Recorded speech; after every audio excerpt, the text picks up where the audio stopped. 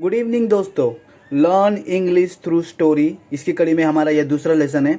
आज इस दूसरे लेसन में हम देखेंगे एक हैन और फैल्कन। हैन और फैल्कन क्या है इस वीडियो में आपको पता चलेगा। इनके दोनों की बीच की बातचीत और उसका मोरल ऑफ द स्टोरी आपको हम at the end of the video बताएंगे।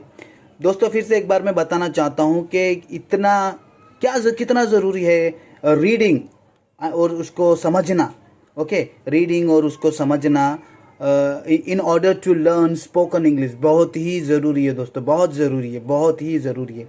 इससे अगर जब हम रीड करते हैं तो हमको पता चलता है कि इसमें नए वर्ड्स हमको जानने को मिलते हैं, इसमें किस तरीक़ा का ग्रामर यूज़ हो रहा है, उसका डेफिनेशन हमको जानने को मिलता है। तो ये बहुत ही एसेंशियल है, बहुत ही एसेंशियल है और इसका रिज़ल्ट भी बहुत ऑप्टिमम आता है इन स्पोकन इंग्लिश। तो चलिए हम शुरू करते हैं दी हैन एंड फैल्कन। चलिए दोस्तों शुरू करते हैं हमारी स्टोरी हैंड एंड फैल्कन। हैन यारी आप बोल सकते हैं मुर्गी, और फैल्कन बोल सकते हैं हम लोग बाज। इन दोनों के बीच क्या बातचीत होती है इस वीडियो में हम देखेंगे। A falcon and a hen were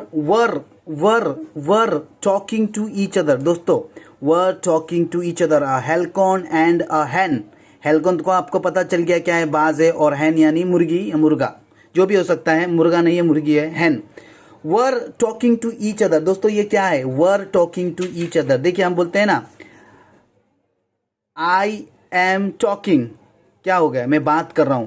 मैं और जैसे कि आई एम टॉकिंग, मैं बात कर रहा हूँ, प्रेजेंट कंटिन्यूस हो गया। पर जब हम बोलते हैं कि falcon and hen, falcon and hen are talking to each other, तो ये क्या हो गया, ये प्रेजेंट कंटिन्यूस हो गया। पर जब आर की जगह पे हम वर लगा देते हैं, सिर्फ आर की जगह पे अगर हम सिर्फ वर लगा देंगे, falcon and hen were talking to each other, इसका मतलब होता है पास्ट कंटिन्यूस। इसका मतलब क्या होता है, पास्ट कंटिन्यूस। इसका मतलब ये पास्ट में, ये बात कब हो रही है, पास्ट की बात हो रही है। A falcon and hen were talking to each other. A falcon and hen बात कर रहे थे एक दूसरे से। द फैल्कन सेड, फैल्कन ने सेड यानी कहा, सेज का फर्स्ट फॉर्म से और सेड यानी सेकंड फॉर्म, उसने कहा टू दी हैन, किसको, मुर्गी को। You are an ungrateful bird. दोस्तों अनग्रेटफुल का मतलब क्या होता है आपको पता होगा, शायद आपको नहीं पता हो। अनग्रेटफुल का मतलब मैं आपको बता देता हूं। अनग्रेटफुल का मतलब होता है नमक हराम। नमक हराम आप कह सकते हैं हमारे साफ वर्ड में, नमक हराम। अनग्रेटफुल, नमक हराम, जो अप्रिशिएट नहीं करता है, जो अप्रिशिएट नहीं करते। आप फिलहाल एक नॉर्मल वर्ड में समझ जाइए, नमक हराम, इस तरह से आप देख सकते हैं अपनी डिक्शनरी खोल के। पर जहाँ तक मैं ऊपरी आपको बता रहा हूँ, अनग्रेटफुल का मतलब है जो एहसान फरामोश भी आप कह सकते हैं, एहसान फरामोश को हम अनग्रेटफुल बर्ड। तो Y do you say that, the Hahn asked angrily. किसने पूछा, मुर्गी ने पूछा, किस तरह से पूछा, एंग्रीली। एंग्रीली दोस्तों क्या है, एंग्रीली एक एडवर्ब है।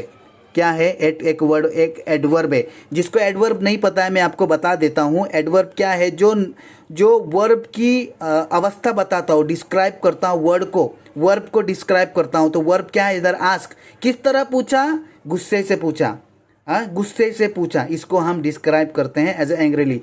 वाई डू यू सो, तुम इस तरह क्यों कहते हो। किसने पूछा, मुर्गी ने पूछा, गुस्से से पूछा। The falcon replied your master feed you, feed यानी खिलाना, योर मास्टर यानी मालिक, ओके, मालिक करता धरता, फीड यू यानी खिलाना, भरण पोषण खिलाना। बट यू फ्लाई यानी उड़ना भागना, फ्लाई उड़ना। फ्लाई फ्रॉम वन कॉर्नर यानी एक कोना, टू अनदर, एक कॉर्नर से एक कोने से दूसरे कोने तुम उड़ती हो। योर मास्टर जो तुमको खिलाता है। If they come to catch you, if जब वो तुमको पकड़ने आता है, तुमको लेने आता है, तुम एक कोने से दूसरे कोने उड़ते हो, भागते हो। यू आर अनग्रेटफुल, तुम नमक हराम हो, तुम नमक हराम हो, तुम अप्रिशिएट नहीं करते हो। आई एम वाइल्ड बर्ड, मैं एक जंगली पक्षी हूँ, वाइल्ड बर्ड, जंगली पक्षी हूँ, यट फिर भी आई ऑलवेज, हमेशा, प्लीज, मैं हमेशा खुश करता हूँ दोज हु आर काइंड यानी दयालु, जो दया भाव करते हैं मुझ पर, टू मी, मैं हमेशा उन लोगों को खुश करता हूँ जो मुझ पर दया भाव करते हैं। और तुम क्या हो, तुम नमक हराम हो। जब तुम्हारा मास्टर, तुम्हारा मालिक जब तुमको खिलाता है, जब तुमको पकड़ने आता है तो तुम एक कॉर्नर से दूसरे कॉर्नर उड़ जाते हो। ओके, फिर क्या हुआ, फिर hen asked quietly, then hen asked quietly, जब हैन ने कैसे पूछा, क्वाइटली, शांति से, कैसे से, शांति से, धीरे से। ये क्या हो गया दोस्तों, आप मुझे बताइए, ये क्या है, ये क्या है, एडवर्ब है या एडजेक्टिव, आप मुझे बताइएगा, आप कमेंट करना, ये एडवर्ब है या एडजेक्टिव है और क्यों है, ये मुझे आप बताइए कमेंट करके। ओके, ये मैं आप पे छोड़ रहा हूँ। आई हैव सीन, मैंने देखा है, क्या देखा है, I have seen 100 of birds, 100 of hands, मैंने क्या देखा है, मैंने देखा है, आई हैव सीन, या मैं देख चुकी हूँ या देख चुका हूँ या देखा हूँ। ओके, हैंड्स बीइंग रोस्टेड यानी क्या, बीइंग रोस्टेड यानी भुनते हुए। कैसे, क्या देखा, मैंने देखा है बहुत ही मुर्गियों को कैसे, भुनते हुए। If you were in my place, अगर तुम मेरी जगह पे होते, you would never go near to your master, तुम अपने मास्टर के करीब नहीं जाते। You would never go too near your master, तुम अपने मास्टर के करीब नहीं जाते। वाइल यानी जबकि, I only fly from corner to corner, जबकि मैं एक कोने से दूसरे कोने ही उड़ता हूं। You would fly from hill to full, तुम एक हिल यानी पहाड़ी, एक पहाड़ी से दूसरी पहाड़ी पर उड़ते हो, तुम एक पहाड़ी से दूसरी पहाड़ी पर उड़ते हो। जबकि मैं कहाँ, एक कॉर्नर से दूसरी कॉर्नर ही उड़ता हूँ, बाहर नहीं जाता हूँ, उसके अंदर ही उड़ता हूँ। और तुम कहाँ पे उड़ते हो, एक कॉर्नर से दूसरे कॉर्नर। क्यों, कि मैंने देखा है, I have seen 100 of hands, मुर्गियों को क्या होते हुए, भुनते हुए। अगर तुम मेरी जगह पे होते तो तुम अपने मालिक के करीब नहीं जाते। तो दोस्तों, हमें इससे क्या सीख मिलती है, हमें इससे ये सीख मिलती है, हमें